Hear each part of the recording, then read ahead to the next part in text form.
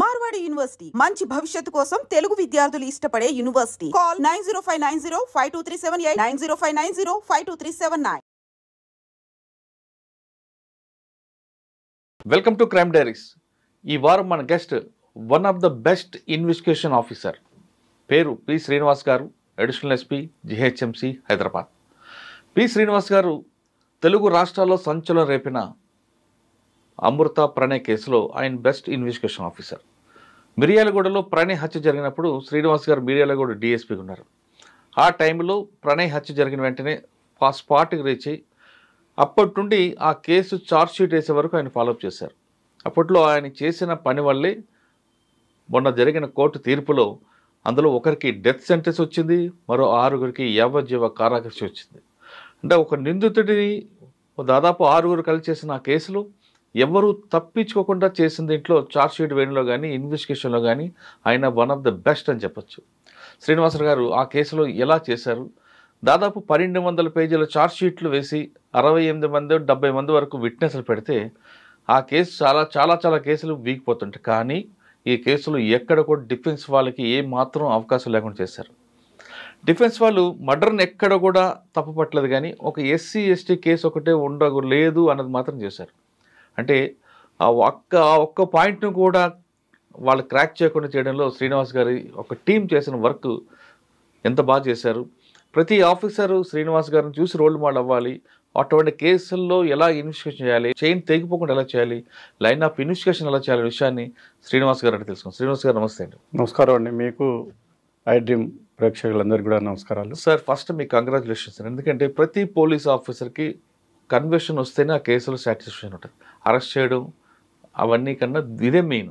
అందులో మీకు చేసిన కేసులో డెత్ సెంటెన్స్ ఒకటి వచ్చింది, అది ఇంకా డబుల్ కంగ్రాట్స్. అంటే ఉరి తీయడం అనేది సమర్థించడం కాదు, కానీ ఒక నేరస్తుడు నేరం చేయాలంటే ఒక భయం అనేది ఉండాలి. అది ఎప్పుడైతే శిక్ష పడతాయో అప్పుడే ప్రజల్లో ఒక మెసేజ్ పోతుంది.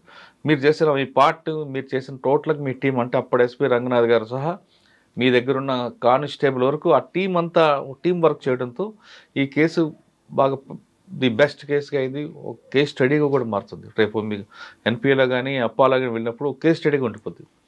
సార్, ఆ రోజు ఏం జరిగింది? మీరు వెళ్ళి మీకు ఎన్ని గంటకి ఇన్ఫర్మేషన్ వచ్చింది? స్పాట్కి వెళ్ళేసరికి సీన్ ఎలా జరిగింది, అది ఎలా మీరు ప్రెజర్ చేశారు? ఆ కేసులో దాన్ని ప్రెజర్ చేయడం కాకుండా ఎక్కడ డిస్టర్బెన్స్ కాకుండా అది ఎలా మీరు విట్నెస్ సేకరించిన తర్వాత ఛార్జ్ షీట్ అనేది 1-2 పేజీలు కాకుండా 1200 పేజీలు ఛార్జ్ షీట్ వేయడం, దాదాపు 70 మందిని విట్నెస్లు పెట్టడం, వాళ్ళ క్రాస్ ఎగ్జామ్, వాళ్ళని తీసుకురావడం, ఇదంతా కూడా పెద్ద ప్రాసెస్ అయింది. ఈ ప్రాసెస్లో మీ టీం ఎలా చేసింది, మీ లీడ్ ఎలా తీసుకున్నారు, మీకు అప్పుడున్న ఆఫీసర్ ఎలా సపోర్ట్ చేశారు?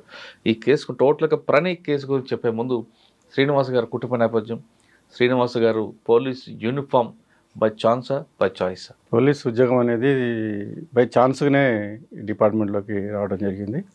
1989లో డిగ్రీ అయిపోయింది. 89లో degree Siddhareddy college Khammam town. Degree వరకు వెళ్ళకముందు శ్రీనివాస్ గారి కుటుంబం, అమ్మా నాన్న, నేటివ్ ప్లేస్ ఎక్కడ? మాది ఖమ్మం జిల్లా తిరుమనాపాలెం మండలం పిండిపోలు గ్రామం. ఈ పిండిపోలు గ్రామంలో మాది రైతు కుటుంబం. మా నాన్నగారి పేరు పద్మనాభాల పున్నయ్య.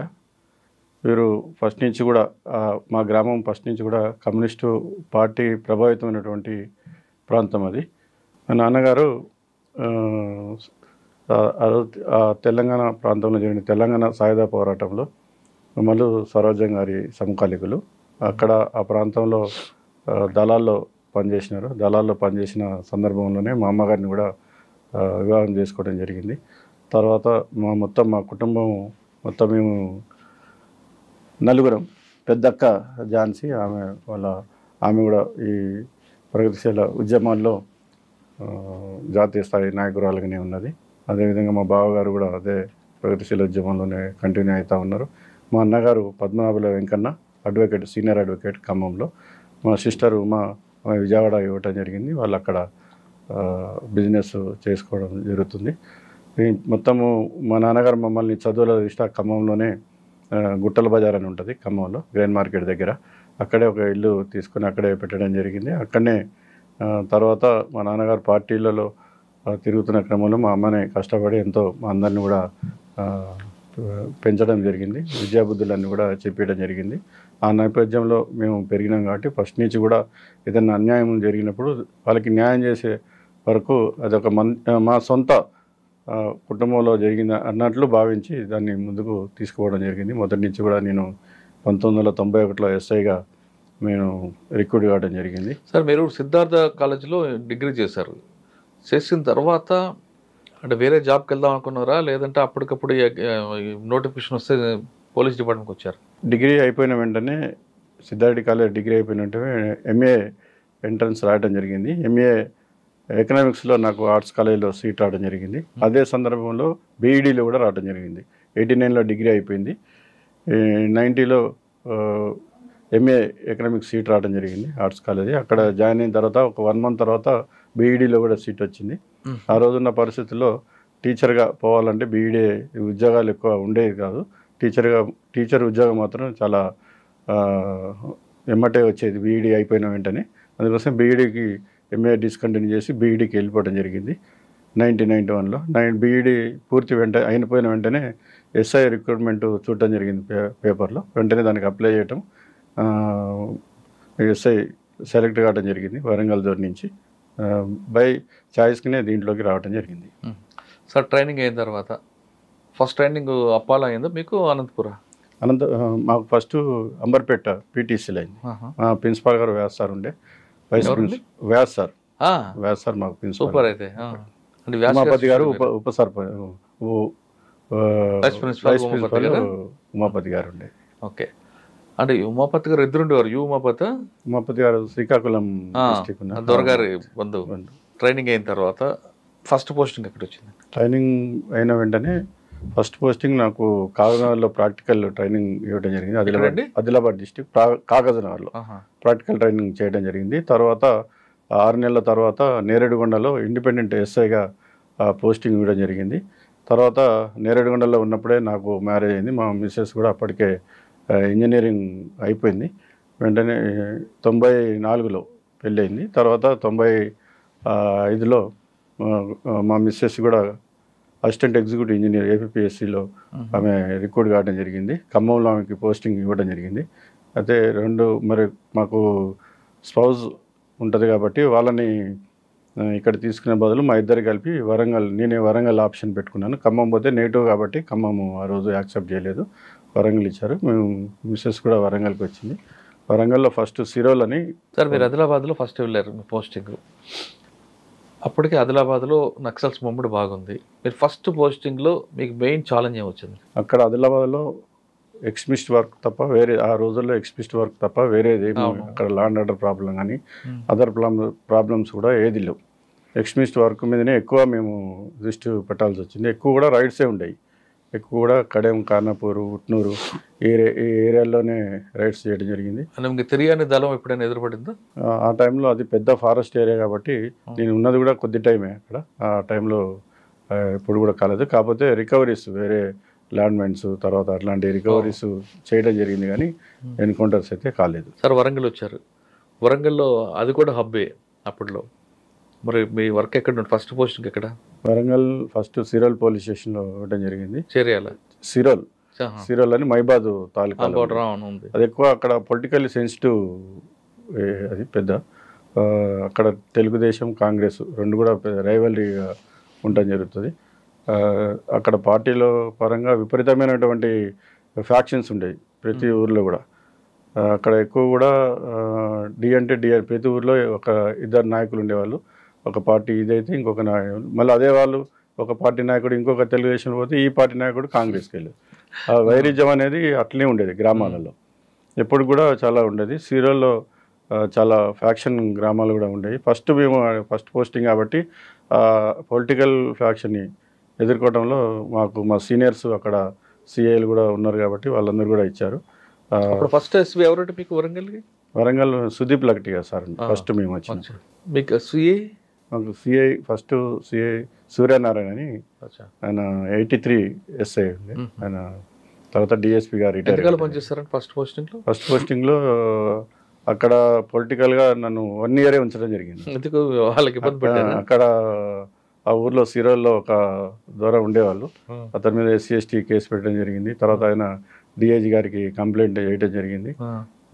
డిఐజీ గారు ఎందుకు అక్కడి నుంచి మళ్ళీ డైరెక్ట్ ఎస్ఐ కదా నువ్వు ఎక్స్మిస్ట్ ఏరియాలో పనిచేయాలని అక్కడి నుంచి కేసముద్రం అని మాది కూడా దగ్గర వస్తుంది కదా మైబాద్ తాలూకాలని కేసముద్రంకి అక్కడ కొద్దిగా ఎక్స్మిస్ట్ ప్రాబ్లం పెరుగుతూ ఉంది. అక్కడ దాన్ని కంట్రోల్ చేయడానికి అక్కడే వేయటం జరిగింది. అక్కడ ఏముందో ఛాలెంజ్ సార్ అక్కడ మేము వచ్చిన టైంకి కొద్దిగా కమర్షియల్ కూడా మార్కెట్ ఉంటుంది, చాలా యాక్టివిటీ బాగుంటుంది. తర్వాత ఈ గ్రానైట్ సంబంధించిన క్వారీస్ కూడా ఎక్కువ ఉంటాయి. అక్కడ గని కార్మికుల సంఘం అని ఉంటుంది. గ్రానైట్ క్వారీలో మావోయిస్టులు పనిచేసే ఎక్కువ గని కార్మికులు యాక్టివ్గా చాలా యాక్టివ్ ఉండేది. తర్వాత అక్కడ ఉన్నటువంటి రోజు పెరుగు అప్పుడు ఏబి వెంకటేశ్వరరావు ఎస్పీ గారు ఉండేది. వారు చాలా మాకు అన్ని విధాలు కూడా మనం ఎందుకు ఎక్స్మిస్ట్ వర్క్ చేయాలి, ఎక్స్మిస్ట్ వల్ల మరి ఎటువంటి సమాజంలో దుష్పరిణామాలు జరుగుతూ ఉన్నాయి, వాళ్ళని కంట్రోల్ చేసినప్పుడే అభివృద్ధి అనేది సాధ్యమవుతుంది అనేది చాలా విపులంగా మాకు క్లాసుల ద్వారా చెప్పేవాళ్ళు. దాంతో కూడా మేము ఎక్స్మిస్ట్ వర్క్ చేయాలనేది కూడా ఇన్స్పిరేషన్ అందరికీ వచ్చేది. చాలా వరకు కూడా అయింది. అక్కడ చాలామందిని కూడా దాదాపుగా ఒక ఎన్కౌంటర్ కూడా అయింది. తర్వాత అక్కడ 400 మంది మిలిటెంట్స్ వరకు కూడా మేము అక్కడ అరెస్ట్ మా లిమిట్స్లో కూడా ఎన్కౌంటర్ అయింది. గాలిసీన్ అని చెప్పేసి అక్కడ గని కార్మికుల సంఘాన్ని కార్యదర్శి అతన్ని మేము కోమింగ్ పోయినప్పుడు ఎదురుపడడం జరిగింది. దాంట్లో అతను చనిపోవడం జరిగింది. తర్వాత చాలామందిని కూడా మేము అక్కడ సరెండర్ చేయడం, పెద్ద పెద్ద లీడర్లు కూడా సరెండర్ చేయడం జరిగింది. లోకల్తో పబ్లిక్ తోటి ఎక్కువ కాంటాక్ట్లో ఉండేది నేను. పోలీస్ స్టేషన్ కూడా కాంపౌండ్ వాళ్ళు కూడా ఆ రోజుల్లో పబ్లిక్తోనే కట్టే పనికి ఆహార పథకం ఉండేది, బియ్యం ఇచ్చి పని, వాటితోనే ఆ పోలీస్ స్టేషన్ మొత్తాన్ని కూడా డెవలప్ చేయడం జరిగింది. అప్పుడు ఉన్న ఎస్పీ గారు కూడా మిశ్రా మేడం ఉండేది. ఆమె కూడా పోలీస్ స్టేషన్కి వచ్చి అక్కడ ఉన్నటువంటి వాతావరణం చూసి చాలా అప్రిషియేట్ కూడా చేయడం జరిగింది. మా ఎస్పీ గారు కూడా ఆ రోజు రివార్డ్ కూడా ఇవ్వడం జరిగింది. సార్ సెకండ్ పోస్ట్ తర్వాత అక్కడి నుంచి చెన్నారావుపేట అక్కడ కేసముద్రం నుంచి స్పెషల్ పార్టీకి తీసుకోవడం జరిగింది మమ్మల్ని. స్పెషల్ పార్టీలో 9 months పనిచేయడం జరిగింది. తర్వాత మాకు ఆర్పి ఠాగూర్ సార్ ఎస్పీగా ఉండే, ఏబి వెంకటేశ్వర గారి తర్వాత ఆర్పి ఠాగూర్ సారు అక్కడ చెన్నారావుపేట అని నర్సంపేట పక్కన ఉంటుంది. ఆ చెన్నారావుపేటలో కూడా ఫ్యాక్షన్స్ ఉండే, ఒక పార్టీలోనూ 2 వర్గాలు ఉంటాయి అక్కడ. ఇప్పుడు కూడా గొడవలు అవుతుంటే అంతకుముందు ఉన్న ఎస్ఐ అక్కడి నుంచి వెళ్ళిపోవడం జరిగింది. ఆ దృష్ట్యా అక్కడ కంట్రోల్ చేయడానికి మంచి ఎస్ఐ ఉండాలనే ఉద్దేశంతో ఆ తెలుగుదేశంలోనే 2 వర్గాలు ఉంటాయి, రేవూరు ప్రకాష్ రెడ్డి, మాధవరెడ్డి. ఇప్పుడు వాళ్ళిద్దరు కూడా ఎమ్మెల్యేలు అయింది, ఒకళ్ళు పరకాల నుంచి, ఒకళ్ళు నర్సంపేట నుంచి.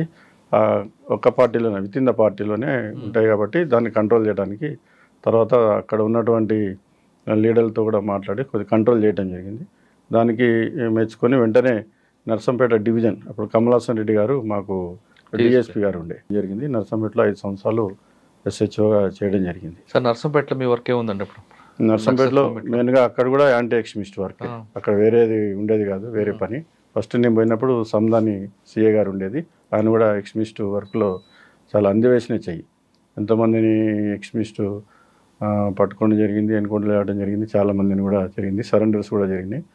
అక్కడ మాకు మెయిన్ వర్క్ అంటే ఇదే ఉంటుంది, పొద్దున్నంతా లా అండ్ ఆర్డర్ చూసుకోవటం, రాత్రి అంతా ఇంట్రాగేషన్స్, తర్వాత అరెస్ట్ చేయటం, చాలా మందు పాత్రలు కూడా రికవర్ చేసినాం. మెయిన్గా అక్కడ కల్ప స్మగ్లింగ్ కూడా బాగుండేది ఆ రోజుల్లో. ఆ కల్ప స్మగ్లింగ్ కూడా చాలా వరకు దాదాపుగా లారీల కల్పని టేకుని సీజ్ చేయడం జరిగింది. కల్ప స్మగ్లింగ్ ఉంటే దాన్ని మొత్తం కర్బ్ చేయడం. తర్వాత గంజాయి మెయిన్ సమస్య ఏంటంటే అప్పుడు గంజాయి బాగుండేది అక్కడ. అంతకుముందు ఎప్పుడు కూడా గంజాయి మీద పోలీసు దృష్టి ఉండకపోయేది. కమలాసన్ రెడ్డి సార్ వచ్చిన తర్వాత ఆ పత్తిలో ఎక్కువ గంజాయి పెట్టేవాళ్ళు అక్కడ. ఆ గంజాయి అంతా తీసుకెళ్ళి పత్తిలో మిశ్రమ పంటగా ఎక్కువ పెట్టేవాళ్ళు, మిరపలో ఎక్కువ పెట్టేవాళ్ళు. తర్వాత దాన్ని కంట్రోల్ చేయడానికి మొత్తంగా గంజాయి పెట్టడానికే భయపడే విధంగా మొత్తం పంటనే దాన్ని ధ్వంసం చేయడం, కేసులు పెట్టడం, చాలా కంట్రోల్ చేయడం జరిగింది. తర్వాత అక్కడ ఎక్స్మిస్ట్ మేము ఉన్న రోజు అక్కడ ఎక్కువ కూడా అఫెన్సులు అవుతుంటాయి, బ్లాస్టింగ్ చేయడము, లేకపోతే కానిస్టేబుల్ మీద చంపడము, ఇవన్నీ కూడా అది సర్వసాధారణం వరంగల్ జిల్లాలో. అంటే మీరు చేస్తున్న ఏరియాలో ఆ విధంగా జరిగే ఎక్కడ మేము వాటిలన్నిటి కూడా మేము కంట్రోల్ చేయడం జరిగింది. 5 years అనేది అది పెద్ద పీరియడ్ SHOగా. ఇప్పుడు అది ఇన్స్పెక్టర్ చేయడం జరిగింది SHO. నేను ఉన్నప్పుడు SIనే.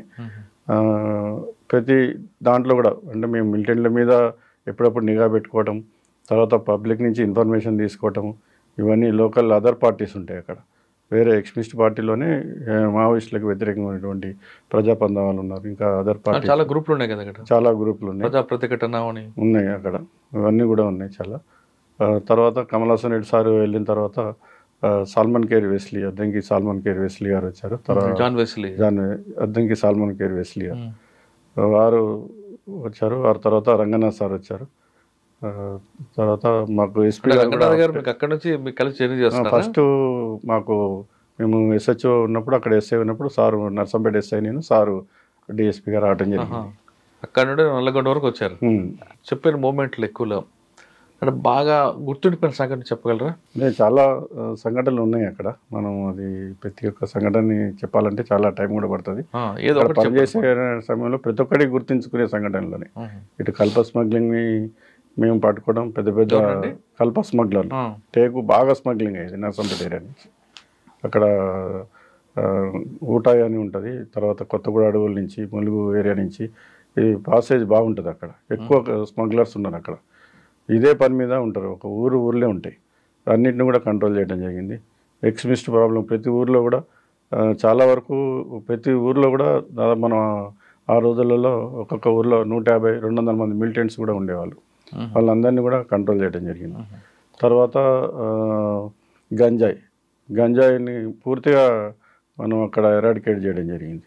గంజాయి అనేది చాలా పెద్ద ఇది ఉండే, అక్కడ ఎవరు తాగరు కానీ తీసుకుపోయి మహారాష్ట్రలో అమ్మి ఇక్కడ వచ్చి రాజకీయాలు చేసి ఆ గంజాయి తోటి లాండ్ ఆర్డర్ ప్రాబ్లం చేయడం ఇవన్నీ కూడా ఉండేవి. దాన్ని కూడా కంట్రోల్ చేయడం జరిగింది. ఓకే సార్, మీరు ఏపీ వెంకటేశ్వర గారు చేశారు, ఆర్పి ఠాగూర్ గారు చేశారు. మీరు లర్నింగ్లో వీళ్ళిద్దరిలో ఎవరిది ఫంక్షనింగ్ బాగుంటుందండి? ఏపీ వెంకటేశ్వరరావు గారు ఫంక్షనింగ్ అనేది చాలా బాగుంటుంది. ఎందుకంటే సారు ఒక విశ్లేషణాత్మకంగా ఉంటుంది.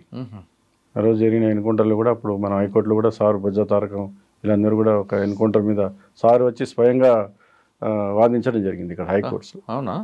చాలా కొన్ని కేసులలో సారు ఏమో మనం ప్లానింగ్ అనేది చాలా అద్భుతంగా ఉంటుంది. ఆ ప్లానింగ్ ద్వారా తర్వాత ఆర్పి ఠాగూర్ గారికి రిజల్ట్స్ చాలా రావడం. ఇప్పుడు మనం ప్రతి ఒక్కరు కూడా సార్ యొక్క ప్లానింగ్తోనే వర్క్స్ చాలా జరిగినాయి. తర్వాత దాన్ని ఆ క్రమాన్ని ఆర్పి ఠాగూర్ సార్ కూడా ముందుకు తీసుకోవడం చాలా ప్రోత్సాహకంగా ఉండేది మాకు. అంటే ఏదైనా జరిగినప్పుడు మాకు కట్టాలు డబ్బులు తెచ్చేప్పుడు ఎస్ఆర్ అమౌంట్ కూడా బాగుండేది. సారు ఆర్పి ఠాగూర్ సార్ మా పోలీస్ స్టేషన్లోనే ఏదైనా ఇన్సిడెంట్ అయినప్పుడు అందరిని పిలిచి ఎస్ఐలు కానించి పై డిఎస్పీ వరకు డబ్బులు ఇచ్చి వాళ్ళని కూడా మళ్ళీ ఇంకొక వర్క్ జరిగే విధంగా మనకి ప్రేరణ ఇచ్చేది సార్. తర్వాత మీరు పనిచేసిన టైంలో సరెండర్ ఎక్కువ ఉండేవారు కదా? సరెండర్ ఎక్కువయ్యారు. అదేవిధంగా ఎన్కౌంటర్స్ కూడా బాగా జరిగినాయి. ఎన్కౌంటర్స్ జరిగితేనే సరెండర్స్ అనేవి బాగా జరుగుతాయి. నర్సంపేట తర్వాత ఎక్కడికి వచ్చారండి? నర్సంపేట తర్వాత మడికొండ పోలీస్ స్టేషన్కి రావడం జరిగింది. మడికొండ అంటే కాజీపేట దగ్గరలో ఉంటుంది, ఆర్ఈసీ దగ్గర ఉంటుంది. అది కూడా చాలా తీవ్రవాద ప్రభావిత ప్రాంతాలు, బొట్టుపల్లి, తరాలపల్లి, ధర్మసాగర్ ఇవన్నీ కూడా వరవరావు గారి కూడా పెండ్యాలు కూడా దాని కిందనే ఉండడం జరిగింది. అక్కడికి వచ్చిన తర్వాత ఊర్లలో కూడా ఎక్స్ట్రీమిస్ట్ ప్రాబ్లం మెయిన్గా ఒక్కొక్క ఊర్లో కూడా 300-400 మంది మిలిటెంట్స్ ఉండేవాళ్ళు. అంటే ఎంతమంది ఉన్నా మీకు బాగా ట్రబుల్ మాంగర్స్ ఎవరు ఉండేవారండి? దాంట్లో మెయిన్గా దడబైన స్వామి అని ఉండేవాడు. తర్వాత దడబైన స్వామి అని చెప్పేసి రాంపేట ఉండేవాడు. అతను కూడా తర్వాత ఎన్కౌంటర్ అవడం జరిగింది. తర్వాత చాలామంది కూడా అక్కడ ఉన్నప్పుడు రాజిరెడ్డి అని అతను కూడా సరెండర్ అయ్యిండు. తర్వాత కుమారస్వామి అని సరెండర్ అరెస్ట్ చేయడం జరిగింది. ఆయన ఇన్ఫర్మేషన్ వచ్చి చాలా కూడా అక్కడ ఎక్స్ట్రీమిస్ట్ యాక్టివిటీస్ కబ్ చేయడం. అప్పుడు మాకు ఎస్పీగా స్టీఫెన్ రవీంద్ర సార్ ఉండేది. స్టీఫెన్ రవీంద్ర సార్ తర్వాత ఫస్ట్ శ్రీనివాస్ రెడ్డి సార్ ఉండేది. చాలా యాక్టివిటీస్ యూత్ వాళ్ళకి కూడా చాలా ప్రోగ్రామ్స్ కూడా పెట్టినాం. శ్రీనివాస్ రెడ్డి సార్ తర్వాత వచ్చారు. స్టీఫెన్ సార్ వచ్చిన తర్వాత కూడా చాలా మాసుగా అక్కడ చాలా దాన్ని కంట్రోల్ చేయడం జరిగింది. ఎక్స్ట్రీమిస్ట్ దాన్ని చాలా కంట్రోల్ అయింది. 2 విధాలు అప్పుడు సైమల్టేనియస్గా వెళ్ళేది. ఒక పక్కన ప్రజల్లోకి పోలీస్ని తీసుకుపోవడం, ప్రజలకి చేరువ చేయడం పోలీస్ డిపార్ట్మెంట్ జరిగేది. తర్వాత ఈ ఎక్స్ట్రీమిస్ట్ వల్ల ఏ ప్రాబ్లమ్స్ జరుగుతున్నాయి అనేది కూడా ప్రజలకి ఎక్స్ప్లెయిన్ చేసేది. ఓ పక్కన వాళ్ళని పట్టుకోవడానికి ప్రయత్నం, ఎన్కౌంటర్ పెట్టడం ఇవన్నీ కూడా చాలా ఎక్కువగా జరిగిండేది. సారీ ఉన్నప్పుడు కూడా మేము అక్కడ చాలామంది నక్సలైట్ తల్లిదండ్రులు ఎన్కౌంటర్లో చనిపోయిన వాళ్ళకి కూడా మేము ఇల్లు కట్టడం జరిగింది. నేను సార్తోనే ఆ ఇంటిని కూడా నేను ప్రారంభోత్సవం సార్తో చేయించడం జరిగింది. తర్వాత చాలా ప్రోగ్రామ్స్ కూడా లైబ్రరీ కూడా అక్కడ ప్రజల్లో ఎందుకంటే చదువుకుంటే ఇట్లాంటి వాటికి దూరం ఉంటారు. ముందు ఎడ్యుకేషనే చాలా ఇంపార్టెంట్. కాబట్టి బట్టుపల్లి అని విలేజ్ ఉంటుంది. దాదాపుగా అది ఒక ప్రధానమైన ప్రాంతం. ఆ లైబ్రరీని కూడా శ్రీనివాస్ రెడ్డి సార్ ఎస్పీగా ఉన్నప్పుడు ఇచ్చారు. తరాలపల్లి గ్రామం ఉంటుంది. తరాలపల్లిలో కూడా ఒక లైబ్రరీ పెట్టడం జరిగింది. అక్కడ కూడా తర్వాత మీరు కొంత మెడికల్ క్యాంప్ కూడా పెట్టారట కదా. మెడికల్ క్యాంపులు తర్వాత అప్పుడు మనకి రాజీవ్ ఫౌండేషన్ కూడా బట్టలు ఇచ్చేది. ఆ బట్టలు కూడా దాదాపుగా లారీలు బట్టలు తీసుకొచ్చి ప్రజలకి ఇవ్వడం జరిగింది. చాలా మెడికల్ క్యాంపులు మనం రిమోట్ ఏరియాలో ధర్మసాగర్, వేలేరు ప్రాంతంలో కూడా మేము డాక్టర్స్ని సంప్రదించి వరంగల్ టౌన్ నుంచి డాక్టర్స్ని తీసుకొచ్చి మెడిసిన్ తీసుకొచ్చి చాలా అంటే పోలీస్ శాఖని మరింత ప్రజలకి అప్పుడు పోలీసు అంటే దూరంగా చూసేది ప్రజలు. అంటే వాళ్ళ కోసమే మనం పనిచేసేది, పోలీస్ కోసమే ప్రజల కోసమే పోలీస్ శాఖ ఉన్నది. వాళ్ళ శాంతి భద్రతల పరిరక్షణ కోసం ఉన్నది.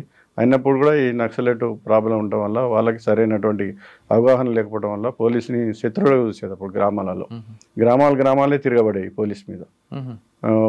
ఒక ఎక్స్ట్రీమిస్ట్ని పట్టుకోవడానికి పోతే ఆ ఎక్స్ట్రీమిస్ట్ని పట్టుకున్న తర్వాత మా దగ్గర నుంచి ఎంత గ్రామాల్లో ఉన్న ప్రజలు కూడా తిరగబడి ఆ ఎక్స్ట్రీమిస్ట్ని గుంజుకొని పోయే పరిస్థితులు ఉండేవి. అంటే ఎందుకు వాళ్ళు చాలా ఉన్నాయి, సంఘటనలు చాలా ఉన్నాయి. చెప్పండి. నేను ఉన్నప్పుడు పెద్దాపురం అని ఒక గ్రామం ఉండే, ఇప్పుడు అతను సర్పంచ్ కూడా ఆయన పేరు నాకు గుర్తులేదు. తర్వాత ఆయన తీసుకొస్తుంటే గ్రామమే పెద్దాపురం గ్రామం మొత్తమే తిరగబడ్డది. అంటే వాళ్ళు ఎందుకు పనిచేస్తున్నారు, పోలీసు ఎందుకు పనిచేస్తున్నారు అనేది తారతమ్యం అనేది ఇంకా వాళ్ళకి అప్పటికి ఇంకా రాలేదు. కాబట్టి ప్రజలకి నక్సలైట్ల వల్ల ఎటువంటి ఇబ్బందులు ఉంటాయి, ఎటువంటి అభివృద్ధి ఆగిపోతుంది, ఇవన్నీ విషయాలు కూడా వరంగల్ ప్రాంతం చాలా మంచి ప్రాంతం, ఎంతో స్కోప్ ఉండే.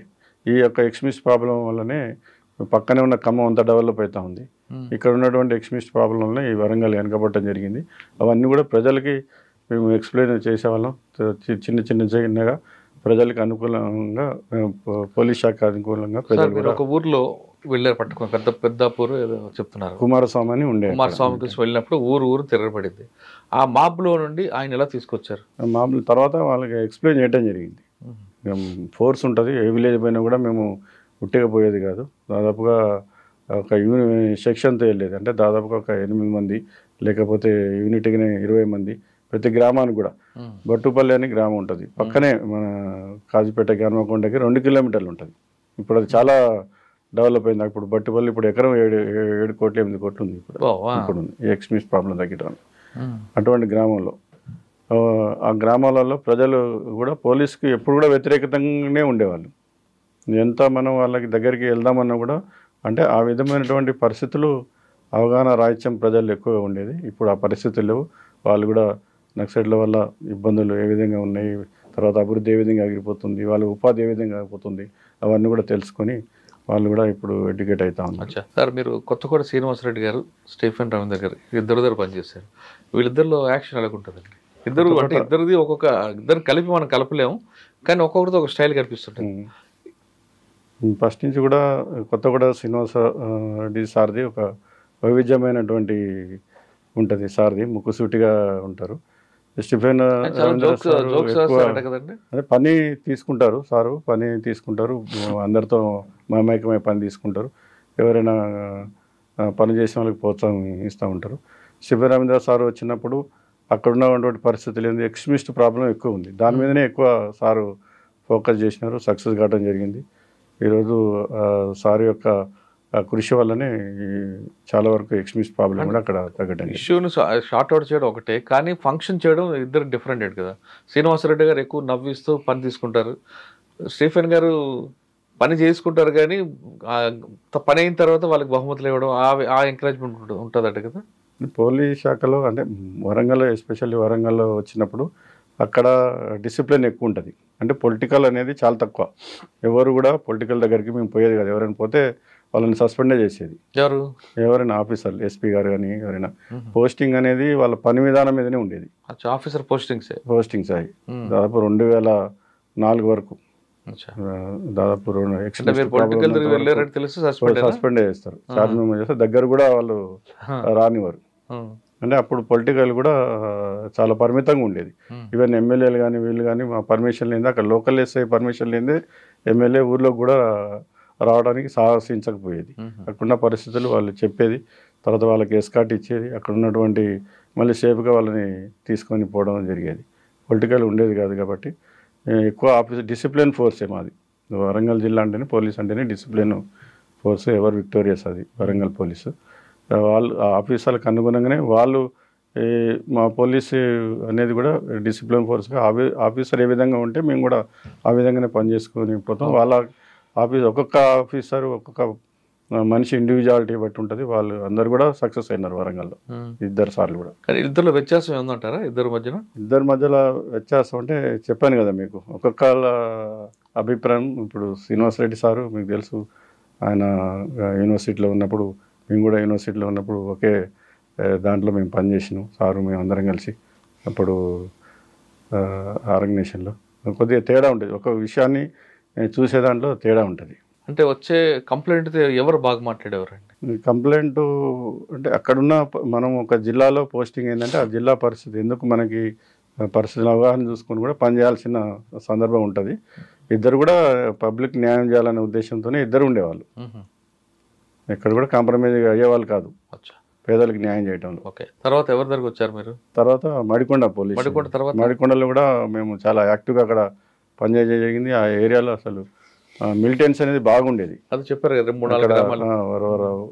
అక్కడ ఉన్నటువంటి లీడర్లు చాలా జాతీయ నాయకులు ఉండేది. వరంగల్ చేస్తున్న టైంలో పక్కన నెట్, ఆ నెట్లో అదొక హబ్బు. అప్పట్లో ఎటువంటి సంఘాలు ఉండేవి, దాన్ని లీడ్ చేస్తున్న ఎవరు ఉండేవారండి? వరంగల్ జిల్లాలో మెయిన్గా మేము మడికొండ ఎస్ఐ ఉన్నప్పుడు అక్కడ వాళ్ళతో మిలిటెంట్స్ తోటి, తర్వాత అరెస్ట్ అయిన వాళ్ళతోటి చాలామంది కూడా పెద్ద పెద్ద క్యాడర్ కూడా సరెండర్ అయ్యారు. అక్కడ మేము ఉన్నప్పుడు స్టీఫెన్ సార్ దగ్గర కూడా తీసుకొచ్చి వాళ్ళందరినీ సరెండర్ చేయడం జరిగింది.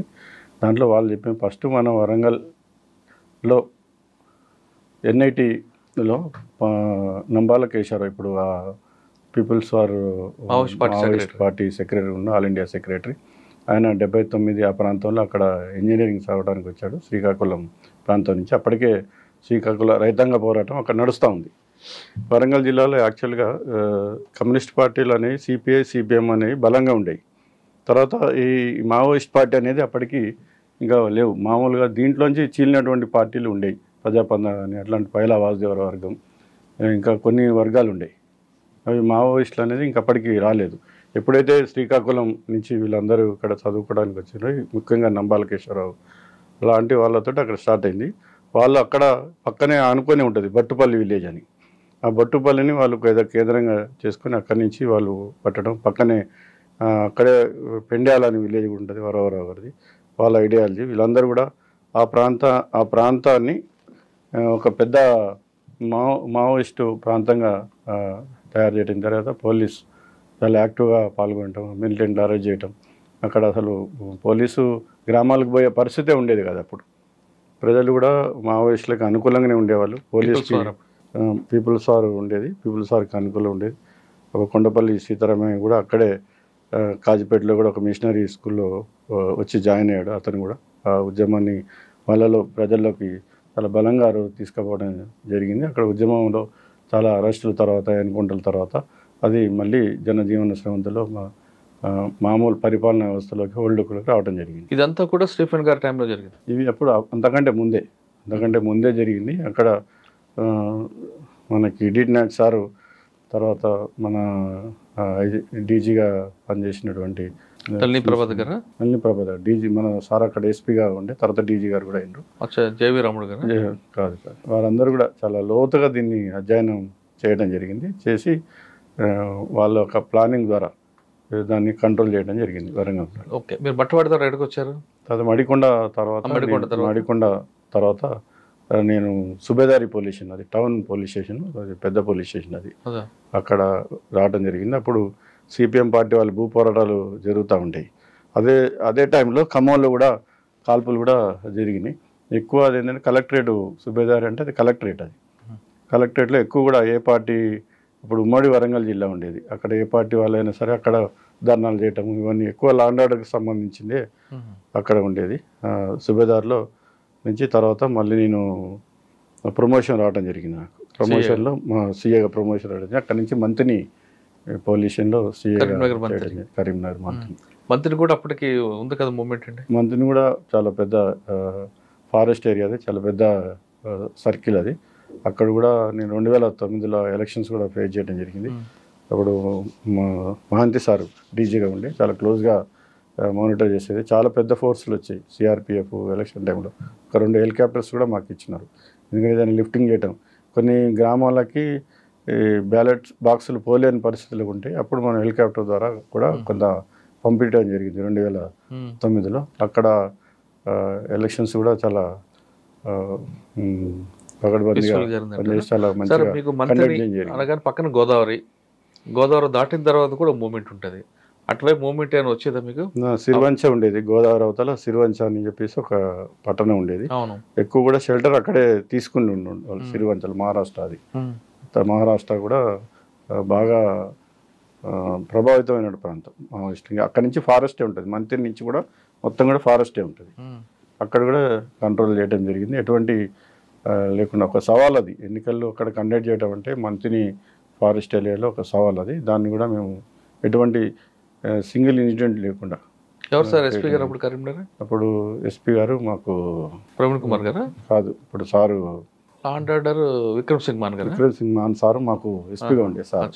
సార్ కూడా ఎప్పుడప్పుడు గైడ్ చేసేది, చాలా ఆర్షగా ఉండేది సారు. బాగా పని కూడా బాగా తీసుకునేది, విజిట్స్ కూడా బాగా చేసేది. ఇప్పుడు ప్రత్యేకంగా అక్కడ ఎక్కువ ఏరియాలో పని ఉందంటే మంతిని లేకపోతే గోదావరి కానీ ఈ ఏరియాలోనే ఎక్కువ ఉండేది. వీళ్ళకి ఫోకస్ కూడా ఎక్కువ ఉండేది, ఫారెస్ట్ ఏరియా కాబట్టి. అక్కడ ఎటువంటి సింగిల్ ఇన్సిడెంట్ కాకుండా ఎలక్షన్స్ మేము. మంత్రిని తర్వాత అండి, మంత్రిని తర్వాత అక్కడ నుంచి ధర్మసాగర్ రావడం జరిగింది సిఏగా. అది మళ్ళీ వరంగల్ డిస్టిక్ వచ్చింది. మా మిస్సెస్ కూడా అప్పటికే జాబ్లో ఉంది కాబట్టి అప్పుడు డిప్యూటీ ఇంజనీర్గా ఉండే అక్కడ ధర్మసాగర్ రావడం జరిగింది. ధర్మసాగర్లో కూడా ఇదే పరిస్థితి. అప్పటికి ఇంకా ఎక్స్ట్రీమిస్ట్ ప్రాబ్లం అనేది ఇంకా కంటిన్యూ అయితేనే ఉంది ధర్మసాగర్ ఏరియాలో. అక్కడ కూడా చాలా బాగా గుర్తుండిపోయిన సంఘటన చెప్పండి ఒకటి. ధర్మసాగర్ ఏరియాలో సరెండర్స్ బాగా చేయడం జరిగింది. ఓకే, చాలా వరకు కూడా పబ్లిక్ తోటి మనం మిళితమైపోవడం అక్కడ వాళ్ళతోటి. సార్, నక్సల్ సమస్యను కంట్రోల్ చేయడానికి కేవలం ఎన్కౌంటర్లే అనుకోవచ్చా, లేదు ఆ సమస్యను ప్రజల్లోకి తీసుకెళ్ళి ప్రజలు మనకేం కోరుకుంటున్నారు, ప్రభుత్వం ఏమి ఇవ్వాల్సి వస్తుంది, వాళ్ళు ఏం చేస్తున్నారు, ఆ విషయం వివరించి ప్రజలు మన వైపు తిప్పుకోవడం అనేది ఇంపార్టెంట్. రెండు కూడా మనం ఒక రైలు నడవాలంటే 2 పట్టాలు ఎట్లయితే ఉంటాయో 2 కూడా అది చాలా అవసరం. మనం ఎన్కౌంటర్లు చేసుకునే పాటు కూడా ప్రజల్లో రాంగ్ సిగ్నల్ అయ్యి ఉంటాయి. అందుకోసం ప్రజల్ని ఎడ్యుకేట్ చేసుకుంటూ ఎందుకు నక్సలైట్లు ఎందుకు వద్దంటున్నారు, అప్పుడు ఉన్న పరిస్థితులలో వాళ్ళకి భూమి మీద చాలా వరకు కూడా మనకి ఫారెస్ట్ యాక్ట్స్ వచ్చినాయి. తర్వాత పనికి ఆహార పథకం కూడా వచ్చింది. Mahatma Gandhi works, national works అవి వచ్చినాయి. చాలా వరకు కూడా చేంజెస్ వచ్చినాయి. ఇవన్నీ కూడా ప్రజల్లోకి తీసుకుపోవాలి. వాళ్ళకి గతంలో ఎట్లుండేది, వాళ్ళకి పని చేసుకోకపోవడానికి ఏదో ఉపాధి అనేది లేకుండేది, వ్యవసాయం తప్ప వేరే ఉండకపోయేది. ఇప్పుడు పనికార పథకం వచ్చింది, Mahatma Gandhi rural development works వచ్చినాయి. తర్వాత ఇవన్నీ కూడా ప్రజల్లోకి తీసుకుపోవటము, తర్వాత ఇవన్నీ కూడా చేయటము. అరే మనకి గవర్నమెంట్తోనే ఏదైనా ఉంటే మనకి పరిష్కారం అవుతుంది, గవర్నమెంట్ని ఉపయోగించుకోవాలి, వీళ్ళతోటి మనకి అభివృద్ధి ఉంటుపడుతుందని కూడా ప్రజలు గ్రహించే విధంగా వాళ్ళని ఎడ్యుకేట్ చేయటం. అదే సందర్భంలో దానికి అట్రాక్ట్ కాకుండా కంట్రోల్ చేయాలంటే మనం ఈ విధమైనటువంటి ఎన్కౌంటర్స్ కూడా కొన్ని సరెండర్ కానప్పుడు, ఫారెస్ట్లో పోయినప్పుడు దొరికినప్పుడు అయితే ఎన్కౌంటర్స్ అనేవి తప్పనిసరిగా జరుగుతూనే ఉంటాయి. అంటే ఎన్కౌంటర్ అనాలా, ఎక్స్చేంజ్ ఆఫ్ ఫైర్ అనాలి? ఎక్స్చేంజ్ ఆఫ్ ఫైర్ అన్నా ఎన్కౌంటర్ అన్నా ఒకటే. అంటే ఎన్కౌంటర్లో పంపింగ్ ఉంటాయా, రియల్ ఉంటాయా? దాదాపుగా రియలే ఉంటాయి. ఎన్కౌంటర్స్ అన్ని కూడా రియల్ ఎన్కౌంటర్సే ఉంటాయి. సార్, ఆ తర్వాత ధర్మసాగర్ దగ్గరికి వచ్చారు. ధర్మసాగర్ నుంచి మామ్నూరు వెళ్ళటం జరిగింది. అప్పుడే 14లో మామ్నూరు ఇన్స్పెక్టర్గా వెళ్ళటం జరిగింది. అక్కడ కూడా మామ్నూరులో కూడా ఎక్స్ట్రీమిస్ట్ ప్రాబ్లం ఉన్నటువంటి ఏరియానే. అప్పటికి కొద్దిగా ఉంది, ఇంకా పూర్తిగా ఎరాడికేట్ కాలేదు. అక్కడ కూడా చేసుకున్న తర్వాత అక్కడ ల్యాండ్ ఇష్యూస్ ఎక్కువ ఉంటాయి. నగర శివారు ప్రాంతం మామ్నూరు, ల్యాండ్ ఇష్యూస్ అక్కడ కూడా ఇప్పుడు ఇంకా డెవలప్మెంట్ ఎక్కువ ఉంది. ఇంకా తర్వాత అప్పుడు డెవలప్ అవుతుంది మేము ఉన్నప్పుడు. అక్కడ ఈ పొలిటికల్ రైవల్రీ కూడా ఎక్కువనే ఉండేది, పొలిటికల్ విషయాలు ఉండేది. అక్కడ ప్రస్తుతానికైతే అక్కడ వరంగల్లో దాదాపుగా పొలిటీషియన్స్ అంతా కూడా పోలీస్ తోటి ఎటువంటి విరోధం ఉండదు. వాళ్ళు పోలీస్ తోటి ఎప్పుడు కూడా ఉంటారు. మంచి పోలీసుని వరంగల్లో బాగానే ఆదరించడం జరుగుతుంది. సార్, మామూలులో ఏమైనా అంటే మీరు నక్సల్ సమస్య కాకుండా ఇటు మర్డర్ కేసులు కానీ ఏమైనా ఉన్నాయి అక్కడ? మామూలులో నిన్నప్పుడు అక్కడ ఏపీఎస్పీ బెటాలియన్ ఉండేది. అవునుంది. మామూలులో ఏపీఎస్పీ బెటాలియన్లో ఒకసారి చెడ్డి గ్యాంగ్ దొంగలు బెటాలియన్లో పోలీస్ బెటాలియన్లోనే దొంగతనాలని మేము ఉన్నప్పుడు అది మాకు దాన్ని ఒక ఛాలెంజ్గా తీసుకున్నాం. మాకు కూడా తలకాయ కొట్టేసినంత పని అయింది. మా పోలీసు బెటాలియన్ మళ్ళీ అది ఎప్పటికీ పెట్రోలింగ్ జరుగుతూ ఉంటుంది. బెటాలియన్లో వైర్లు తీసుకొని వెళ్ళారు వాళ్ళు. మధ్యప్రదేశ్ పవర్ గ్యాంగ్ అని ఉండేది. దాన్ని ఛాలెంజింగ్గా తీసుకొని మేము ఒక 1 month మనకి అదే పని మీద, మీరు కాకి సినిమాలో చూసుంటారు దొంగల్ని వెంటబడితే ఎట్లా ఉంటుందో, మేము అక్కడ మధ్యప్రదేశ్లో కూడా వెళ్ళటం, గుజరాత్ మధ్యప్రదేశ్ బార్డర్ అది. అక్కడ 15 రోజులు ఉండి వాళ్ళందరినీ కూడా తీసుకురావటం. దాదాపు మీరు చెప్తున్నారు కదా నిత్యం పెట్రోలింగ్ ఉండే ఏరియాలో ఎలా పడ్డారు వాళ్ళు? వాళ్ళకి తెలియదు. వాళ్ళు గ్యాంగ్ పవర్ గ్యాంగ్ అది, అంటే చెడ్డి గ్యాంగ్ అనేది పవర్, వాళ్ళ పేర్లు పవర్స్. అక్కడ వాళ్ళకి ఇది ఏపీఎస్పీ అనేది లేదా ఇక పోలీస్ ప్రాంతం అనేది తెలియదు వాళ్ళకి. వాళ్ళు వచ్చిన టైంలో ఆ ప్రాంతంలో గస్తీ లేదు. గస్తీ లేకపోవడం వల్ల వీళ్ళు కోట వాళ్ళు ఎప్పుడు కూడా ఎక్కడైతే ఎక్కువ క్వార్టర్స్ ఉంటాయో అక్కడ పోయి చేస్తూ ఉంటారు. దాదాపుగా 48 అఫెన్సులు చేసిండు. ఎర్రవల్లిగూడెం సిమెంట్ ఫ్యాక్టరీస్లో, తర్వాత అశ్వరాపేట సిమెంటు క్వార్టర్స్లో, పాల్వంచ ఖమ్మం జిల్లా పాల్వంచలో సిమెంట్ క్వార్టర్స్లో, అట్లా దాదాపుగా 48 అఫెన్సులు వాళ్ళు చేసుకుంటూ వెళ్ళినారు. కాకపోతే ఇది ఏపీఎస్పీలో క్వార్టర్స్, పోలీస్ క్వార్టర్స్ కూడా దాన్ని మేము తీసుకొని ఒక వ్యాను, ఒక 20 మంది పోలీసు వ్యాన్ తీసుకొని మేము వెళ్ళటం జరిగింది. ఫారెస్ట్ ఏరియా అది, నర్మదా నది పక్కనే ఉంటుంది. అయినప్పుడు కూడా అక్కడ పంటలు కానీ ఏమి లేవు. మేము వెళ్ళేటప్పటికి పెద్ద గుట్టల ప్రాంతం, అక్కడ లోకల్ పోలీసు కూడా మాకు అక్కడ సరిగ్గా సహకరించలేదు. మేము వెళ్ళేసరికి వాళ్ళు బొంగు పిల్లల్లో కారం నీళ్ళు కలుపుకొని తింటా ఉన్నారు. అంత దారుణమైనటువంటి పరిస్థితి అక్కడ ఉన్నది బార్డర్లో, మధ్యప్రదేశ్ గుజరాత్ బార్డర్లో. వాళ్ళందరినీ కూడా అరెస్ట్ చేయడం జరిగింది. చాలా కష్టపడి 2 కేజీల బంగారం రికవరీ చేసుకొని రావడం జరిగింది. ఆఫీసర్ కూడా మంచిగా అప్రిషియేట్ చేయడం జరిగింది. ఓకే, తర్వాత ఎక్కడికి వచ్చారండి? అక్కడి నుంచి మళ్ళీ ఆత్మకూరు వెళ్ళాను. ఆత్మకూరు సిటీకి దగ్గరే ఉంటుంది, అది కూడా అవుట్స్కట్స్. అది కాటన్ పరిసర, అది మన పట్టు పరిశ్రమకి సంబంధించిన ఇండస్ట్రీ. దానికి భూములు ఇవ్వడానికి ప్రజలు చాలా ఇదైతే దాంట్లో కూడా మేము వాళ్ళని ఒప్పించి అక్కడ ఉన్న లోకల్ ఎమ్మెల్యే గారు మమ్మల్ని సాయంతో అక్కడ దాన్ని కూడా అక్కడ పీస్ఫుల్గా చేయడం జరిగింది. అక్కడి నుంచి ఆత్మకూరు పోయినప్పుడు ఆత్మకూరులో కూడా అది కూడా ఫ్యాక్షన్ ఏరియానే, అక్కడ క్వారీస్ ఇవన్నీ కూడా ఉంటాయి. వరంగల్ ఆత్మకూరు అక్కడ కూడా కాంప్లికేటెడ్ పోలీస్ స్టేషన్, అది కూడా అక్కడ కూడా సక్సెస్గా పనిచేయడం జరిగింది. అక్కడి నుంచే ప్రమోషన్.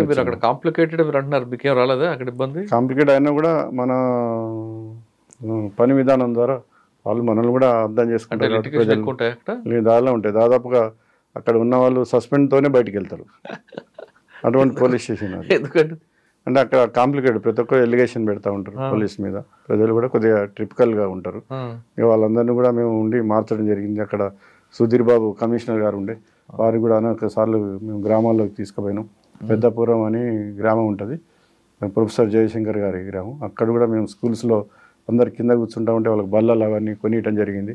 పెద్దపూర్ గ్రామంలో కూడా ఒక లైబ్రరీ పెట్టియడం జరిగింది. తర్వాత అక్కడ అప్పుడు హరితహార ప్రోగ్రామ్ ఉండే, గవర్నమెంట్ ప్రోగ్రామ్. అట్లా ప్రజల్లోకి తీసుకొని పోయి వాళ్ళని కూడా చాలా వరకు మార్చినా ఇప్పుడు వాళ్ళందరూ కూడా పోలీస్కి సహకరిస్తూ ఉన్నారు అక్కడ ఊళ్ళో. తర్వాత ఎక్కడికి వచ్చారు? తర్వాత అక్కడి నుంచి ప్రమోషన్ తీసుకోవడం. అక్కడ మీకు ఎలాంటి ఇబ్బంది లేకుండా పోస్టింగ్ ఇచ్చేటప్పుడు కూడా మా ఆఫీసర్లు అన్నారు మీకు మంచి పోస్టింగ్ ఇచ్చేది ఉండే, కానీ కాంప్లికేట్ ఏరియా కాబట్టి అక్కడ సమర్థంగా పనిచేయాలని చెప్పేసి ఇచ్చినాం. తర్వాత ప్రమోషన్, తర్వాత అక్కడే 17లో ప్రమోషన్ వచ్చింది మాకు. ఓకే, తర్వాత November 4th అక్కడి నుంచి 17 మిర్యాలగూడ ఫస్ట్ పోస్టింగ్ మిర్యాలగూడ ఇవ్వడం జరిగింది. సార్, మిర్యాలగూడ అనగానే ఒకవైపు ప్యాకాట్ క్లబ్లు, మరోవైపు రౌడీజం, మరోవైపు ఫ్యాక్షన్, ఇవన్నీ కల్పిస్తుంటాయి. వీటితో పాటు ప్రణయ్ కేసు ఒకటి వచ్చింది. ఫస్ట్ మీకు వెళ్ళగానే ప్రణయ్ కేసు కానీ ముందు ఏం ఛాలెంజ్ వచ్చిందండి? మిర్యాలగూడలో అక్కడ ఏంటంటే ప్రత్యేకమైన పరిస్థితులు ఉంటాయి. అదే బార్డర్, ఆంధ్రాకి బార్డర్, మన తెలంగాణ తర్వాత ఇక బార్డర్ అది వాడపల్లి అని ఉంటుంది. వాడపల్లి తర్వాత మళ్ళీ గుంటూరు డిస్టిక్ వస్తుంది. అక్కడ ప్రత్యేకమైన, అక్కడ ఎక్కువ రైస్ మిల్లు ఉంటుంది, బిజినెస్ పరంగా ఉంటుంది. అక్కడ ఎప్పుడు కూడా 2 వర్గాలు ఉంటాయి. కమ్యూనిస్ట్ పార్టీ కూడా బలంగా ఉంటుంది. ఒక 3 సార్లు కూడా అక్కడ సిపిఎం పార్టీ కూడా ఎమ్మెల్యే కావడం జరిగింది. కాంగ్రెస్ పార్టీ కూడా బలంగా ఉంటుంది. తర్వాత అక్కడ ఉన్నటువంటి వైశ్య ఎక్కువ ఉంటారు, వైశ్యాస్ ఎక్కువ ఈ రైస్ మిల్లో. ఆ రైస్ మిల్లో కార్మికులందరూ కూడా కమ్యూనిస్ట్ పార్టీకి సంబంధించిన వాళ్ళు ఉంటారు. ఈ విధంగా ఎప్పటికీ అక్కడ వైరుధ్యం అనేది ఉంటుంది. ఏదో ఒక టైంలో అక్కడ ఏదైనా యాక్సిడెంట్ కావడం, చనిపోయినప్పుడు పెద్ద ఎత్తున అక్కడ ధర్నాలు చేయడం, ఇవన్నీ మళ్ళీ అక్కడ కూర్చోబెట్టి వాళ్ళని దాన్ని మాట్లాడి దాన్ని చేయడం. తర్వాత అన్నిటికంటే ఎక్కువ ఏంటంటే రైస్ మిల్లర్లు దగ్గరికి సరుకు ఎక్కువ వస్తుంది. వరి వచ్చినప్పుడు ఫస్ట్ రైతుకు గిట్టుబాటు ధరగా ఇంటర్నేషనల్ మార్కెట్ ఏదైనా తగ్గినప్పుడు వెంటనే వాళ్ళు రోడ్డు మీదకి వచ్చి ధర్నాలు చేయడం జరుగుతుంది. వెంటనే మేము మళ్ళీ మాట్లాడి, ఇదే పెద్ద సమస్య అక్కడ లాండ్ ఆర్డర్ ప్రాబ్లం ఏంటంటే అక్కడే హైవే, మళ్ళీ అది హైవే ఉంటుంది, నేషనల్ హైవే, అద్దంకి ఉంటుంది, నార్కెట్పల్లి టు అద్దంకి హైవే ఉంటుంది.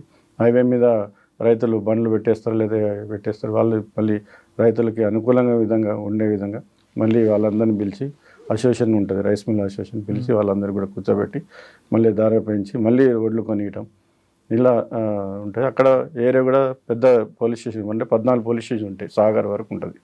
నాగార్జున సాగర్లో కూడా మనకి వాటర్ విషయంలో కూడా ఒకసారి ఆంధ్ర తెలంగాణ ఘర్షణలో అప్పుడు రిలీజ్ చేయడంలో కూడా చాలా కాంప్లికేషన్స్ వచ్చినాయి. కొన్ని సందర్భాల వాళ్ళకేమో రైట్ కెనాల్ అటువైపు ఉంటుంది, మనదేమో ఇటువైపు గండి ఇటువైపు ఉంటుంది మనది. తర్వాత అటువైపు ఈజీగా వాటర్ పోవడానికి యాక్సెస్ ఉంటుంది, వాళ్ళు గేటు లేపితే వెళ్ళిపోవాలి. మనదేమో ఇటువైపు ఉంటుంది కాబట్టి యూకే వాళ్ళు వాటర్ రిలీజ్ చేయడానికి చేసేవాళ్ళు, మన ఇంజనీర్లు ఆపేవాళ్ళు, మళ్ళీ అక్కడ ఘర్షణ అయ్యేది, పోలీసు పోవటం, ఇట్లా చాలా సందర్భాల్లో జరిగినాయి. తర్వాత వాళ్ళకి ఇంజనీర్స్ కూర్చోబెట్టి మాట్లాడి చాలా వరకు అక్కడ కూడా ఎక్కువ సాగర్లో ఉంటే అక్కడ కూడా కూడా మీరు అంటే రైస్ మిల్స్ ఎక్కువ ఉంటాయి, క్యాష్ రొటేషన్ ఎక్కువ అవుతుంది, అక్కడ హవాలా కూడా ఉంటుంది వాస్తవాన. వ్యాపారస్తులకి సంబంధించిన అంత డెప్త్గా మేము పోలేదు. పోలీస్ పరంగా ఏముంటాయి, ల్యాండ్ ఆర్డర్, పేకాట క్లబ్లు ఉంటాయి కదా. పేకాట క్లబ్లు కూడా అప్పుడు తెలంగాణ చాలా స్ట్రిక్ట్గా ఉండేది పేకాట మీద. మేము ఉన్నప్పుడు దాని అన్నింటి కూడా చేయడం జరిగింది. అప్పుడు మాకు ఎస్పీ రంగనాథ్ సారే ఉండే అక్కడ మేము వెళ్ళినప్పుడు, వారు కూడా ఇటువంటి వాటి మీద చాలా గట్టిగానే పనిచేసేది. అటువంటి వాటికి ఓకే సార్, ఇదంతా ఒకవైపు నడుస్తుంటే ప్రణయ్ కేసు వచ్చింది. ప్రణయ్ కేసులో ముందే అమృత పొల్యూషన్ కంప్లైంట్ ఇచ్చింది. ఫస్ట్ వీళ్ళు 30వ తారీఖు జనవరి 18 జరుగుతున్నప్పుడే స్టీఫెన్ రవీంద్ర గారికి ఐజీ గారు కలవడం, మాకు ప్రాణానికి హాని ఉందని చెప్పడం కూడా ఇదంతా జరిగిందంటారా? ఇదంతా జరిగింది. వాళ్ళు పోలీసు 30వ తారీఖు నాడు జనవరి 2018లో వీళ్ళు ఆర్య సమాజ్కి వచ్చి అమృత ప్రణయ్ ఇద్దరు కూడా ఎవరికి తెలియకుండా ఆర్య సమాజ్లో మ్యారేజ్ చేసుకున్నారు. మ్యారేజ్ చేసుకున్న తర్వాత ఈ ఎపిసోడ్ మొత్తం చెప్పాలంటే కాకతీయ హై స్కూల్ ఉంటుంది మిర్యాలగూడలో. కాకతీయ హై స్కూల్లో అమృత 8వ తరగతి, ప్రణయ్ ఏమో 9వ తరగతి. ఆ విధంగా వాళ్ళిద్దరికి అప్పుడు పరిచయం ఏర్పడ్డది. ఆ పరిచయం తర్వాత ఇంటర్మీడియట్ 10th వచ్చినప్పుడు, ఈ ఇంటర్మీడియట్కి వచ్చినప్పుడు అది పరిచయం ప్రేమగా మారింది. అప్పటి నుంచి వీళ్ళ ఫాదర్ మారుతిరావు కూడా ఈ విషయాన్ని పసిగట్టడం జరిగింది. ఇంటర్మీడియట్లో పసిగట్టి వాళ్ళకి కౌన్సిలింగ్ ఇవ్వడం జరిగింది. అమ్మాయిని వాళ్ళ ఇంట్లో పెట్టడం జరిగింది. చదువు బంద్ చేసి ప్రైవేట్గా రాయించడం జరిగింది ఇంటర్మీడియట్ని. తర్వాత మళ్ళీ ఇంటర్ అయిపోయిన తర్వాత ఈ బాచిపల్లిలో ఇంజనీరింగ్ కాలేజీలో చేరడం జరిగింది. అమృతకి ఇంజనీరింగ్ సీట్ వచ్చింది. ఇతను ప్రణయ్ కూడా ఇక్కడ హైదరాబాద్లో ఇంజనీరింగ్లోనే సీట్ వచ్చింది. మళ్ళీ వీళ్ళిద్దరూ కలుసుకోవడం జరుగుతూ ఉంది ఇక్కడ. మళ్ళీ దాన్ని మారుతిరావు పసిగట్టిండు. తర్వాత అమ్మాయిని ఇంజనీరింగ్ అనేది మార్పియడం జరిగింది. ఇంజనీరింగ్ మార్పించి తీసుకొచ్చి మళ్ళీ ఇంటి దగ్గరనే పెట్టేసినాడు, ఎటువంటి చదువు ఇవ్వకుండా. ఆ అమ్మాయి కూడా నేను ఫ్యాషన్ డిజైన్ చేస్తాను అని చెప్పేసి మళ్ళీ ఫాదర్ని కన్విన్స్ చేసుకొని మళ్ళీ ఇక్కడ ఫ్యాషన్ డిజైన్ ఇక్కడ కోర్సులో జాయిన్ జరిగింది. మళ్ళీ వీళ్ళిద్దరు యథావిధిగానే ప్రేమించుకోవడం జరిగింది. మళ్ళీ దాన్ని పసిగట్టించి అది కూడా ప్రతిసారి కూడా ఇతను ఎమ్మటి వచ్చేవాడు. ఈ అమ్మాయి క్లాస్కి వచ్చినప్పటి వరకు మారుతిరావు ఎప్పుడు క్లాస్కి వచ్చి దించి క్లాస్ అయిపోయిన తర్వాత తీసుకొని వెళ్ళేవాడు. ఈ విధంగా వాళ్ళ అనేది కంటిన్యూ అయితేనే ఉంది. వీళ్ళు అనేక సందర్భాల్లో దాన్ని కట్ చేయాలని చూశారు. ఇరు వర్గాలు కూడా, అవతల పేరెంట్స్, అబ్బాయి వాళ్ళ పేరెంట్స్ కూడా దాన్ని మానుకోవాలని వాళ్ళకు కూడా ఇష్టం లేకుంటే వీళ్ళకి నాన్నగారు కూడా ఒప్పుకోవాలి. అక్కడ జోజీ అని ఆయన కౌన్సిలర్ లీడర్ అక్కడ, ఆయన కూడా చాలాసార్లు మీ అమ్మాయిని ఇట్లా జరుగుతుంటే కౌన్సిలింగ్ ఇవ్వడం జరిగింది. ఇరు పేరెంట్స్ కూడా ఇది ఇష్టం లేని పెళ్ళి ఇది, కానీ ఇద్దరు కలిసి చేసుకున్నటువంటి పిల్లలు చేసుకున్నటువంటి మ్యారేజ్ కావడం వల్ల వీళ్ళని కాదనలేకపోయినారు. తర్వాత పెళ్లి చేసుకుని వచ్చిన తర్వాత ఆ రోజు ఎలా జరిగిందండి? ఇద్దరు బయటకు ఎలాగొచ్చారు? ఇంత సెక్యూరిటీ ఉంటుండగా ఆ రోజు 29వ తారీఖు నాడు, 1st తారీఖు వీళ్ళు ఇద్దరు కలిసి ఫాదర్ బయటకు ఏదో పని మీద వెళ్ళినాడు, మారుతిరావు వాళ్ళ అమ్మాయి ఉన్నది. ఈ అమ్మాయి బయటకు వచ్చి వెళ్ళిపోయింది. తర్వాత వీళ్ళు బయట కలుసుకోవడం జరిగింది. వెళ్ళి తెల్లారి 30వ తారీఖు నాడు ఆర్య సమాధిలో వాళ్ళ క్లాస్మేట్ ఉన్నాడు, వాళ్ళని సాక్షిగా తీసుకుని వెళ్ళి వాళ్ళ సర్టిఫికేట్స్ మేజర్ కాబట్టి ఆర్య సమాధిలో వీళ్ళు వివాహం చేసుకోవడం జరిగింది. వాళ్ళ ఫాదర్ వచ్చి మారుతిరావు మా అమ్మాయి కనబడతలేదని కేసు పెట్టినారు. వెంటనే మిస్సింగ్ కేసులో, ఉమెన్ మిస్సింగ్ కేసులో కేసు చేసి తర్వాత వాళ్ళు ట్రేస్ చేసిన హైదరాబాద్ నుంచి ఒక ఎస్ఐ గారు వెళ్ళి తీసుకొని వాళ్ళని వచ్చినారు. వచ్చి మీ దగ్గర తీసుకొచ్చారా? మా దగ్గర తీసుకొని వచ్చారు, పోలీస్ స్టేషన్ తీసుకొచ్చారు. అంటే అప్పటికి మేజర్ అమ్మాయి, అబ్బాయి మేజర్ అమ్మాయి. అమ్మాయికి 19-20 ఇయర్స్ ఉన్నాయి, ఇతనికి 22 ఇయర్స్ ఉన్నాయి. తర్వాత కౌన్సిలింగ్ కూడా చేయడం జరిగింది. కౌన్సిలింగ్ చేసినా కూడా వాళ్ళు ఇద్దరు కలిసి ఉండాలనే నిర్ణయించుకున్నారు. మేజర్స్ కాబట్టి పోలీస్ పరంగా మేము కూడా ఏమి వాళ్ళకి ఇక్కడ ఒక విషయం, అమ్మాయి మేజరు అబ్బాయి మేజర్ ఇద్దరు ప్రేమించుకోవడం తప్పు కాదు. కానీ మారుతిరావు గారు అంటే అమృత తండ్రి కోరిక కూడా ఒకటే. ఇప్పుడు చిన్నప్పుడు కనిపించాం, సడన్గా అమ్మాయి వెళ్తే ఆయన తట్టుకోలేరు. ఈ సున్నితమైన అంశాన్ని అమ్మాయి చెప్పారా మీరు? మీ నాన్న కోరిక కూడా తప్పే కదమ్మా అని చెప్పాము. ఆ విషయం చాలాసార్లు అమ్మాయి కూడా ఎక్స్ప్లెయిన్ చేయడం. అంటే మనం ఇక్కడ ఒకటి చూసుకోవాలి, మేము కూడా ఈ సర్వీస్లో దాదాపు ఒక 30 సంవత్సరాలు పోలీసులో సర్వీస్ చేయడం జరిగింది. చాలామంది అమ్మాయిలు ఇప్పుడు కూడా చాలా పెద్ద పెద్ద అమ్మాయిలైన డాక్టర్స్ ఆటో డ్రైవర్ తోటి, తర్వాత కార్ డ్రైవర్తో, అంటే తెలిసి తెలియదు అట్లాంటి వాటిలో మేము ఎప్పుడు కూడా టాలరేట్ చేయకపోయేది. వాళ్ళని తీసుకొచ్చేది, కౌన్సిలింగ్ చేసేది అబ్బాయికి. ఎట్టి పరిస్థితులలో వాళ్ళు మేజర్ అయినప్పుడు కూడా వాళ్ళకి తెలియకుండా చేశారు కాబట్టి కౌన్సిలింగ్ ద్వారా మేము వాళ్ళని ఇదే చేసేది. కానీ ఇక్కడ జరిగిందంటే ఇద్దరు కూడా క్లాస్మేట్సే. అబ్బాయి కూడా ఆర్థికంగా స్థిరంగా ఉన్నవాడే, దాదాపుగా వాళ్ళకి 10 ఎకరాల భూమి ఉంది మిర్యాలగూడలో. అతను ఎల్ఐసి ఆఫీసరు, వాళ్ళు కూడా పెద్ద కుటుంబాలే. క్యాస్ట్ చిన్నది కావచ్చు కానీ కుటుంబాలు పెద్దవి. క్యాస్ట్ అనేది ఇంపార్టెంట్ కాదు కదా, క్యాస్ట్ కాదు, అదే చెప్పాము. అందుకోసం మేమంతా విడదీయలేకపోయినాం వాళ్ళని. అబ్బాయి సౌండ్ పార్టీ, అవును, వాళ్ళు కూడా సౌండ్ పార్టీ, మంచి కుటుంబం. బాలస్వామి కూడా చాలా చాలా సాత్విక కుటుంబం. ఒక సందర్భంలో జోజీ చెప్పాడు, మీ అమ్మాయిని తీసుకుపోండి, పెళ్లి చేసుకుని కూడా మాకు ఇష్టం. వీళ్ళ కుటుంబాలు కూడా వాళ్ళు చెప్పారు, కానీ వాళ్ళ పిల్లలు వినలేదు. విన్నప్పుడు వీళ్ళు కూడా ఏం చేయలేని పరిస్థితిలో ఉన్నారు. ఇప్పుడు ఏదో అమ్మాయి మిడిమిడి జ్ఞానంతోనో లేకపోతే ఇంకా వేరే అసలు ఏదో అతను కూడా ఇంజనీరింగ్ స్టూడెంట్, ఈ అమ్మాయి కూడా ఇంజనీరింగ్ చేసుకున్నారు. అంటే ఒక స్థాయిలో ఉన్నోళ్ళే వీళ్ళు. అసలే ఏం లేని పరిస్థితులలో ఉంటే మేము కూడా దాన్ని ఏదో ఒక విధంగా చేసేవాళ్ళం. కొన్ని కేసులు మేము రాత్రి 2-3 దాకా కూర్చొని కౌన్సిలింగ్ చేసి అమ్మాయికి నచ్చజెప్పి వేరు చేసిన సందర్భాలు ఉన్నాయి. అంటే మేజర్ కాబట్టి కంపల్సరీ అమ్మాయి విల్లింగ్ లేదే మనం ఏం చేయలేము. అమ్మాయికి మంచి చెడు అనేది ఎక్స్ప్లెయిన్ చేసేవాళ్ళం. సాధారణంగా మేజర్ అయినా అబ్బాయి ఏమైనా కొంచెం ఫైనాన్షియల్గా వీక్ ఉంటే మీరు నచ్చచెప్పి అమ్మాయికి ఎక్స్ప్లెయిన్ చేసి పంపిస్తామని చెప్తున్నారు.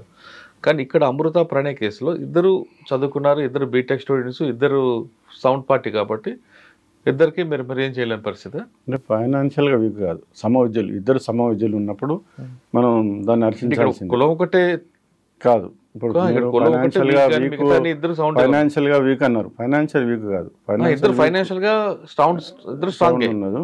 ఫైనాన్షియల్గా వీక్ అబ్బాయి ఉంటే మీరు వేరు చేసే వాళ్ళ అట్లా కాదు. ఫైనాన్షియల్గా మేము ఎప్పుడు చూడం. సమవిద్యులు అంటే అబ్బాయి అమ్మాయి ఒక క్లాసు, లేదా ఇద్దరు డాక్టర్లు, ఇద్దరు ఇంజనీర్లు, లేదా ఈ అమ్మాయి ఇంజనీరింగ్ చదువుతుంటుంది, అతను కార్ డ్రైవర్ ఉంటాడు. ఈ అమ్మాయి ఇంజనీరింగ్ చదువుతుంటుంది, డాక్టర్ చదువుతుంటుంది, ఆటో డ్రైవర్ ఉంటాడు. ఇటువంటి సందర్భంలో వాళ్ళు తెలియక అట్లాంటి వాటిలో మేము చాలా కౌన్సిలింగ్ చేసి మార్చడం జరిగింది. అంటే ఆటో డ్రైవర్ ప్రేమించకూడదని రూల్, ఆటో డ్రైవర్ ప్రేమించకూడదని అసలు ఎక్కలేదు. కానీ అదే ఉన్నది సమవిద్యులు. మనం ఒక సందర్భం, తల్లిదండ్రులు ఎంతో ఆశ పెట్టుకొని పిల్లల్ని చదివిస్తూ ఉంటారు, వాళ్ళు మంచిగా మీరు చూస్తూ ఉన్నారు చాలామందిని కూడా, మనం పేర్లు చెప్పొద్దు, పెద్ద పెద్ద ఎంపీలు పిల్లలు కానీ లేదు, వాళ్ళు కూడా చాలామంది చేసినప్పుడు వాళ్ళ కౌన్సిలింగ్ ద్వారానే చేసుకోవడం జరిగింది. అయితే సమవిద్యులు అంటే దాన్ని మీరు అర్థం చేసుకోవాలి అంటే స్పష్టంగా ఇద్దరికి కూడా ఒకటే మెచ్యూరిటీ ఉండాలి, ఇద్దరు కూడా ఒకటే అవగాహన ఉండాలి. లేదా కొంతమంది ట్రాప్ చేస్తూ ఉంటారు, అమ్మాయిని ట్రాప్ చేస్తూ ఉంటారు. ఆ ట్రాప్లో పడ్డప్పుడు మనం దాన్ని కౌన్సిలింగ్ ద్వారా అసలు తెలిసిపోతుంది మనకి, వీళ్ళు ట్రాప్ చేసిన సమవిద్యులు అని. అట్లాంటి వాటిని మనం యాక్సెప్ట్ చేయొద్దు. మేజర్ తీసుకుంటే పెళ్లి చేసుకున్నారు, మీరు పోలీస్ స్టేషన్ కంప్లైంట్ ఇచ్చారు, మీకు వాళ్ళిద్దరూ ట్రేస్ అయ్యారు, మాట్లాడారు. ఓకే, ఎప్పుడు ఈ ప్రణయ్కి థ్రెట్ అనేది ఎప్పుడు తెలుసుకుంది? వీళ్ళు పెళ్ళి చేసుకుని వచ్చిన తర్వాత మేము కౌన్సిలింగ్ ఇవ్వడం జరిగింది. అమృతకును ప్రణయ్కి వాళ్ళ పేరెంట్స్ని పిలిపించి కౌన్సిలింగ్ చేసాము. 1 టౌన్ పోలీస్ స్టేషన్లో కౌన్సిలింగ్ అయింది. తర్వాత మా దగ్గరికి కూడా వచ్చారు వాళ్ళు సాటిస్ఫై లేక మారుతిరావు మళ్ళీ మా దగ్గర కూడా కౌన్సిలింగ్ చేయడం, సీఏ గారు కౌన్సిలింగ్ చేసిన తర్వాత మళ్ళీ మా ఆఫీస్లో కూడా నేను కౌన్సిలింగ్ చేయడం జరిగింది. మారుతిరావుకి చాలా క్లియర్గా చెప్పిన, వాళ్ళిద్దరు కూడా ఇది ఎప్పటి నుంచో జరుగుతున్నటువంటి ఇది కాబట్టి మీరు దాన్ని వదిలిపెట్టినంటే కూడా అతను కూడా సాటిస్ఫై కాకుండా మళ్ళీ వాళ్ళ కమ్యూనిటీ ఉంటుంది అక్కడ, పెద్ద వాళ్ళని కూడా మేము పిలవటం జరిగింది, పెద్ద మనుషుల్ని పిలిచి వాళ్ళకు కూడా చెప్తే వాళ్ళు కూడా నచ్చజెప్పిండ్రు. అది ఈయన ట్రిపికల్ క్యాండిడేట్ మారుతిరావు అనే అతను ఇంకొక మాట వినే మనిషి కాదు. అతను ఏదైతే అనుకుంటాడో దాన్ని చేయాలి, నా యొక్క పంతము నడవాలనే పెక్యులర్ మనిషి. వాళ్ళు క్యాస్ట్ పెద్ద మనుషులు కూడా చెప్పారు, లవ్ మ్యారేజ్ చేసుకున్నారు. వాళ్ళు కూడా వీళ్ళకి దగ్గరోళ్ళే. ఈ జోజీ కూడా వీళ్ళిద్దరి మధ్యలో దాదాపుగా ఒక 30 సంవత్సరాల పరిచయాలు ఉన్నాయి, వ్యాపార సంబంధాలు ఉన్నాయి. వీళ్ళందరూ కూడా ఒక ప్రాంతంలో ఉన్నవాళ్ళే కాబట్టి ఎవరో బయట వాళ్ళు కాదు కదా అమ్మాయిని చేసుకుంది. నేను కూడా వాళ్ళు నచ్చ చెప్పినప్పుడు కూడా మారుతిరావు ఆయన సాటిస్ఫై కాలేదు. తర్వాత మళ్ళీ మేము కూడా గట్టిగా బెదిరియటం జరిగింది, ఇట్లాంటి పనులు చేస్తే మాత్రం ఊరుకునేది ఉండదు అంటే. అప్పుడు అతను కొద్దిగా కంట్రోల్లో ఉన్నట్లు మాకు సరే వాళ్ళ జోలికి పోమని చెప్పేసి వాళ్ళందరితో కూడా కాగితం రాయించుకొని మేము పంపించడం జరిగింది. పంపించిన తర్వాత మళ్ళీ వాళ్ళ మీద నిఘా పెట్టడం, కొంతమందిని పెట్టేసరికి వాళ్ళకి అనుమానం వచ్చి సార్ వాళ్ళు ఐజీ గారిని కూడా కలవటం జరిగింది. ఐజీ గారు మళ్ళీ ఎస్పీ గారికి రంగనాథ్ సార్కి ఆ పిటిషన్ని ఎండార్ చేసి పంపడం జరిగింది. ఐజీ గారు పిటిషన్ మీద రంగనాథ్ సార్ మాకు చెప్తే వీళ్ళందరినీ కూడా మళ్ళీ మారుతిరావుని సార్ దగ్గర కూడా తీసుకుపోవడం జరిగింది. సార్ కూడా చెప్పి మీ బాధని మేము అర్థం చేసుకున్నాం, అయినప్పుడు కూడా ఇది చట్ట ప్రకారం ఏం చేయలేని పరిస్థితి కాబట్టి అని కూడా సారు గట్టిగా వార్నింగ్ ఇచ్చిండు మారుతిరావుకి. రంగనాథ్ సార్ ఇచ్చినారు, గట్టిగా ఎస్పీ గారు గట్టిగా వార్నింగ్ ఇచ్చినారు. అతను కూడా అమాయకుడు వల్లే మేము ఎట్లాంటి జోలి పోం సార్ అని చెప్పేసి మళ్ళీ అతను మిర్యాల గొడవల కుక్కతోక వంకర అంటాడు, మళ్ళీ అదే పద్ధతిలో అదే మూసలో పోవడం జరిగింది. మర్డర్ జరిగిన విషయం మీకు ఎప్పుడు తెలిసింది? 14వ తారీఖు 7వ నెల 2018 మధ్యాహ్నం 1:30కి జ్యోతి హాస్పిటల్లో ఈ ప్రేమలత అంటే అమృత వాళ్ళ అత్తమ్మ, తర్వాత ప్రణయ్, వీళ్ళ ముగ్గురు కూడా జ్యోతి హాస్పిటల్లో జ్యోతి డాక్టర్ తోటి, అది పెద్ద హాస్పిటల్ మిర్యాలగూడలో చూపించుకొని వస్తున్న సందర్భంలో వెనక నుంచి ఇతను దాడి చేసి పిక్చర్స్ కత్తితో నరకడం జరిగింది శర్మ. వెంటనే అక్కడ సుధీర్ ఎస్ఐ అదే ప్రాంతంలో వెళ్ళాడు. సుధీర్ మాకు అక్కడి నుంచి ఫోన్ చేయడం జరిగింది, సార్ ఇట్లా ఒక వ్యక్తిని చంపేశారు అంటే. అతను కూడా తెలియదు ఫస్ట్ ఈ విషయం, ఇతను దీని బ్యాక్గ్రౌండ్ తెలియదు. తర్వాత కనుక్కొని చెప్పన్నా. మేము అప్పుడు మీటింగ్లో ఉన్నాం, గణేష్ నవరాత్రి ఉత్సవాలు సంబంధించి బందోబస్తులో ఉండటం జరిగింది. వెంటనే అక్కడి నుంచి ఆర్డీఓ గారు మేము అందరం అక్కడ మా ఆఫీసర్లు అందరం కూడా మేము చనిపోయిన వ్యక్తి ప్రణయ్ కూడా తెలియదు. ఫస్ట్ ఎస్ఐకి తెలియదు సుధీర్కి, తర్వాత వెరిఫై చేసినాక ఇట్లా మొన్న లవ్ మ్యారేజ్ చేసుకున్న వాళ్ళని చేయలేని వెంటనే మేము అక్కడికి ఉటావుటిగా వెళ్ళడం జరిగింది. అప్పుడే అమృత అన్నది ఇది మా నాన్నగారి పని, మా నాన్న చేసినాడు, దీని అందరికి కూడా అని చెప్పేసి ఎలిగేషన్ సార్ ఎస్పీ గారు పిలిపించారు, వార్నింగ్ ఇచ్చారు. ఓకే, తర్వాత మర్డర్ జరిగింది. దానికి దీనికి ఎంత గ్యాప్ ఉందండి? 3 months గ్యాప్. 3 months గ్యాప్లో మీరు ఎవరు అబ్జర్వేషన్ పెట్టలేదా వాళ్ళ మీద? చెప్పాం, వాళ్ళకు కూడా మనం అంటే చెప్పడం వేరు, అబ్జర్వేషన్ వేరు. వాళ్ళకు కూడా మనం చెప్పడం జరిగింది, కొన్ని రోజులు మీరు దూర ప్రాంతంలో ఉండండి, ఇక్కడే ఉంటే రిసెప్షన్ అయిన తర్వాత కూడా చెప్పడం జరిగింది. సరే, వాళ్ళు కూడా అదే ప్రాంతం వాళ్ళు కావటం వల్ల వచ్చిన ప్రాబ్లం ఏంటంటే వాళ్ళకు కూడా అక్కడ ఆ కమ్యూనిటీ పరంగా అతను కూడా లీడరే, అక్కడ కార్పొరేటర్ ఉన్నాడు ఆయన, వాళ్ళ పెద్ద మామ అంటే అమృత వాళ్ళ మామగారు అన్న జోజీ. కాబట్టి వాళ్ళు దీన్ని ఇంత పని మారుతిరావు ఇంత సాహసం చేస్తారు అనేది వాళ్ళు కూడా ఊహించారు. మేము కూడా పోలీసు కూడా కౌన్సిలింగ్ చేస్తూ ఉన్నది కాబట్టి వాళ్ళు కూడా ఎటువంటి ఆయన చేస్తూ ఉన్నాడు. సార్ ఇక్కడ ఇంకో విషయం, మర్డర్ జరిగింది అన్యాయం, దానికి ఎవరు కాదంటారు. కానీ మారుతిరావుకి కూతురు పెళ్లి చేయడం ఇష్టం లేదు, కానీ పెళ్లి చేసుకున్న తర్వాత ప్రణయ్ ఆయనకి ఇరిటేట్ చేసే విధంగా ఫ్లెక్సీలు వేయడం, వీడియోలు పెట్టడం, దానివల్ల ఆయన బాగా ఇరిటేట్ అయ్యాడు అంటారు. వాస్తవం? అది వాస్తవం కాదు, ఎక్కడ కూడా ఫ్లెక్సీలు అనేది పెట్టలేదు. వాళ్ళు ఒక రిసెప్షన్ మాత్రమే ఏదో వీడియో చేసుకున్నారు. చాలా సామాన్య కుటుంబం వాళ్ళది. అలా అతను కూడా మీరు చూసే ఉంటారు అవి. వాళ్ళు అక్కడ పెళ్ళి అయిన తర్వాత రిసెప్షన్ కంటే ముందు పోయి అక్కడ హైదరాబాద్లో రిసార్ట్స్లో ప్రీ వెడ్డింగ్ అయిపోయింది అప్పటికి. అక్కడ వాళ్ళు రిసెప్షన్ కంటే ముందు ఒకటి వీడియో తీసుకోవడం జరిగింది. అది తప్ప అక్కడ దాన్ని ప్లే చేయడం కానీ తర్వాత ఇవన్నీ కూడా వచ్చిన పుకార్లే. వాళ్ళు సామాన్యంగా ఉన్నారు. కాకపోతే ఈ అమ్మాయి ప్రెగ్నెన్సీ వచ్చింది కాబట్టి అక్కడ వాళ్ళు మళ్ళీ మా కోడలు అందరికీ తెలవాలి, కుటుంబంలో పెళ్ళి అయిన విషయం, వాళ్ళు లవ్ మ్యారేజ్ చేసుకున్నారు కాబట్టి అబ్బాయి తల్లిదండ్రులు కూడా అక్కడ కూడా సామాజికంగా ఆర్థికంగా చాలా ఉన్నవాళ్ళే అక్కడ వాళ్ళ ఫ్యామిలీ, వాళ్ళు కూడా రిసెప్షన్ చేసుకోవాలి, అందరికీ తెలవాలనే ఉద్దేశంతో వాళ్ళు రిసెప్షన్ చేసుకున్నారు తప్ప వాళ్ళని రెచ్చగొట్టడం కానీ అవన్నీ కూడా సామాజిక మాధ్యమాల్లో వైరల్ అయినాయి, కానీ అవన్నీ కూడా వాస్తవంగా అటువంటి ఏమీ జరగలేదు.